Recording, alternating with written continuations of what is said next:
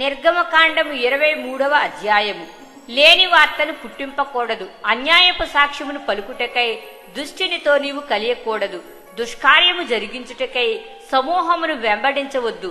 న్యాయమును త్రిప్పివేయుటకు సమూహముతో చేరి వ్యాజ్యములో సాక్ష్యము పలుకకూడదు. వ్యాజ్యమాడువాడు బీదవాడైనను వాని ఎడల పక్షపాతముగా ఉండకూడదు. నీ శత్రువుని ఎద్దైనను గాడిద అయినను తప్పిపోవుచుండగా అది నీకు కనబడిన ఎడల అగత్యముగా దాని తోలుకొని వచ్చి వానికి అప్పగింపవలెను. నీవు నీ పగవాని గాడిద బరువు క్రింద పడి ఉండుట చూచి దాని నుండి తప్పింపక ఇందునని నీవు అనుకొనినను అగత్యముగా వానితో కలిసి దాని విడిపింపవలెను. దరిద్రుని వ్యాజ్యములో న్యాయము విడిచి తీర్పు తీర్చకూడదు. అబద్ధమునకు దూరముగా ఉండుము. నిరపరాధినైనను నీతిమంతునినైనను చంపకూడదు. నేను దుష్టుని నిర్దోషినిగా ఎంచను. లంచము తీసుకొనకూడదు. లంచము దృష్టి గలవానికి గుడ్డితనము కలుగచేసి నీతిమంతుల మాటలకు అపార్థము చేయించును. పరదేశిని బాధింపకూడదు. పరదేశి మనసు ఎట్లుండునో మీరెరుగుదురు. మీరు ఐగుప్తు దేశములో పరదేశులై ఉంటిరి కదా. 6 సంవత్సరములు నీ భూమిని విత్తి దాని పంట కూర్చుకొనవలెను. 7వ సంవత్సరమున దానిని బీడు విడువవలెను. అప్పుడు నీ ప్రజలలోని బేదలు తినిన తరువాత మిగిలినది అడవి మృగములు తినవచ్చును. నీ ద్రాక్ష తోట విషయములోను నీ ఒలీవ తోట విషయములోను అలాగుననే చేయవలెను. 6 దినములు నీ పనులు చేసి నీ ఎద్దును నీ గాడిదియు నీ దాసీ కుమారుడును పరదేశియు విశ్రమించున్నట్లు 7వ దినమున ఊరక ఉండవలెను. నేను మీతో చెప్పిన వాటినన్నిటినీ జాగ్రత్తగా గైకొనవలెను. వేరొక దేవుని పేరు ఉచ్చరింపకూడదు. అది నీ నోట నుండి రానియ్య తగదు. సంవత్సరమునకు 3 మార్లు నాకు పండుగ ఆచరింపవలెను. పులియని రొట్టెల పండుగ ఆచరింపవలెను. నేను నీకు ఆజ్ఞాపించినట్లు అబీబు నెలలో నీవు ఐగుప్తులో నుండి బయలుదేరి వచ్చితివి కనుక ఆ నెలలో నియామక కాలమందు 7 దినములు పులియని రొట్టెలను తినవలెను. నా సన్నిధిని ఎవడునూ ఒట్టి చేతులతో కనబడకూడదు. నీవు పొలములో విత్తిన నీ వ్యవసాయముల తొలిపంట యొక్క కోత పండుగను, పొలములో నుండి నీ వ్యవసాయ ఫలములను నీవు కూర్చుకొనిన తరువాత సంవత్సరాంతమందు ఫల సంగ్రహపు పండుగను ఆచరింపవలెను. సంవత్సరమునకు 3 మార్లు పురుషులందరూ ప్రభువైన యెహోవా సన్నిధిని కనబడవలెను. నా బలుల రక్తమును పులిసిన ద్రవ్యముతో అర్పింపకూడదు. నా పండుగలో నర్పించిన క్రొవ్వు ఉదయం వరకు నిలవ ఉండకూడదు. నీ భూమి ప్రథమ ఫలములలో మొదటి వాటిని దేవుడైన యెహోవా మందిరమునకు తేవలెను. మేకపిల్లను దాని తల్లిపాలతో ఉడకబెట్టకూడదు. ఇదిగో, త్రోవలో నిన్ను కాపాడి నేను సిద్ధపరిచిన చోటుకు నిన్ను రప్పించుటకు ఒక దూతను నీకు ముందుగా పంపుచున్నాను. ఆయన సన్నిధిని జాగ్రత్తగా ఉండి ఆయన మాట వినవలెను. ఆయన కోపము రేపవద్దు. మీ అతిక్రమములను ఆయన పరిహరింపడు. నా నామము ఆయనకున్నది. అయితే నీవు ఆయన మాటను జాగ్రత్తగా విని నేను చెప్పినది యావత్తూ చేసినీడలా నేను నీ శత్రువులకు శత్రువును, నీ విరోధులకు విరోధియునై ఉందును. ఎట్లనగా నా దూత నీకు ముందుగా వెళ్ళుచు అమోరీయులు, హిత్తీయులు, పెరిజ్జీయులు, కనానీయులు, హివ్వీయులు, యోబుసీయులను వారున్న చోటుకు నిన్ను రప్పించును. నేను వారిని సంహరించెదను. వారి దేవతలకు సాగిలపడకూడదు. వాటిని పూజింపకూడదు. వారి క్రియల వంటి క్రియలు చేయక వారిని తప్పక నిర్మూలము చేసి వారి విగ్రహములను బొత్తిగా పొగులగొట్టవలెను. నీ దేవుడైన యెహోవానే సేవింపవలెను. అప్పుడు ఆయన నీ ఆహారమును నీ పానమును దీవించును. నేను నీ మధ్య నుండి రోగము తొలగించెదను. కడుపు దిగబడినదియు గొడ్డుదియు నీ దేశములోనూ ఉండదు. నీ దినముల లెక్క సంపూర్తి చేసెదను. నన్ను బట్టి మనుషులు నీకు భయపడినట్లు చేసెదను. నీవు పోవు సర్వదేశముల వారిని వడగొట్టి నీ సమస్త శత్రువులు నీ ఎదుట నుండి పారిపోవునట్లు చేసెదను.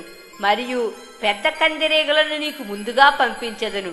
అవి నీ ఎదుట నుండి హివ్వీయులను, కనానీయులను, హిత్తీయులను వెళ్లగొట్టును. దేశము పాడై అడవి మృగములు నీకు విరోధముగా విస్తరింపకుండునట్లు వారిని 1 సంవత్సరంలోనే నీ ఎదుట నుండి వెళ్లగొట్టును. నీవు అభివృద్ధి పొంది ఆ దేశమును స్వాధీనపరచుకునే వరకు క్రమక్రమముగా వారిని నీ ఎదుట నుండి వెళ్లగొట్టెదను. మరియు ఎర్ర సముద్రము నుండి ఫిలిస్తీన్ల సముద్రము వరకును, అరణ్యము నుండి నది వరకును నీ పొలిమేరలను ఏర్పరచెదను. ఆ దేశ నివాసులను నీ చేతికి అప్పగించెదను. నీవు నీ ఎదుట నుండి వారిని వెళ్లగొట్టెదవు. నీవు వారితోనైనను వారి దేవతలతోనైనను నిబంధన చేసుకొనవద్దు. నీవు వారి దేవతలను సేవించినడలా అది నీకు ఉరియగును గనుక వారు నీ చేత నాకు విరోధముగా పాపము చేయింపకుండునట్లు వారు నీ దేశములో నివసింపకూడదు.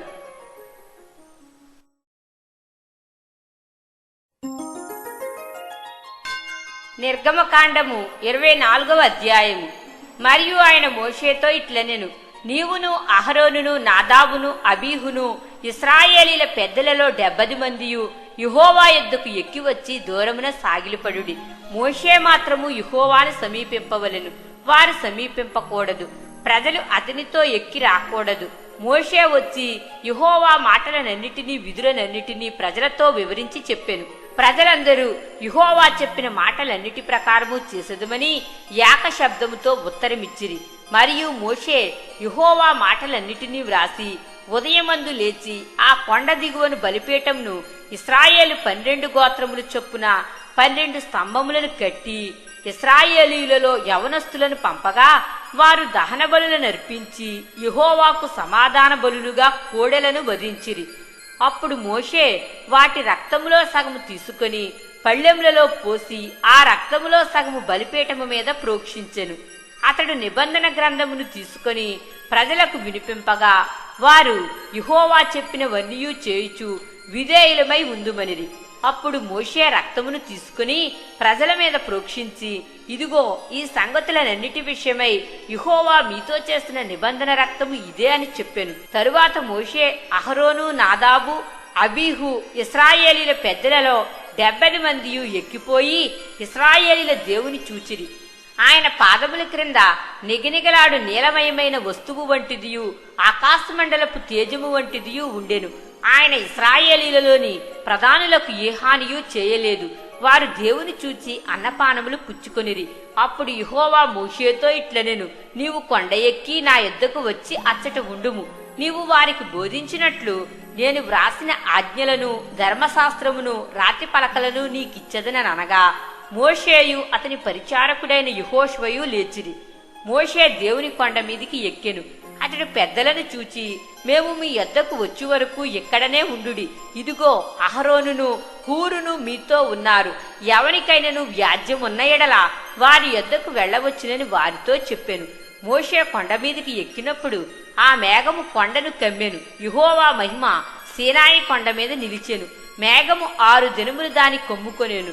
7వ దినమున ఆయన ఆ మేఘములో నుండి మోషేను పిలిచినప్పుడు యెహోవా మహిమ ఆ కొండ శిఖరము మీద దహించు అగ్నివలే ఇశ్రాయేలీల కన్నులకు కనబడెను.